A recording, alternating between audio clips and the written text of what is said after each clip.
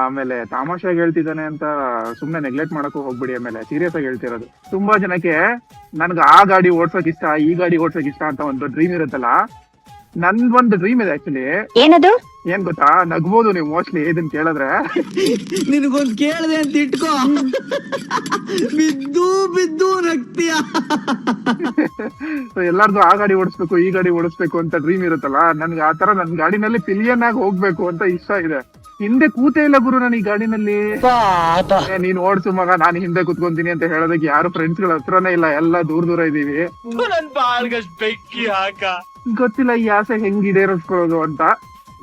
ನೋಡೋಣ, ಚಾನ್ಸ್ ಸಿಕ್ಕಿದ್ರೆ ನಿಮ್ಮ ಹತ್ರನೇ ಕೇಳ್ಬಿಡ್ಲಾ ಒಂದ್ ಮಾತು. ಅದು ಆಗ್ಬಿಡ್ಲಿ, ನೋಡೋಣ, ಟ್ರೈ ಮಾಡೋಣ ಅಲ್ವಾ.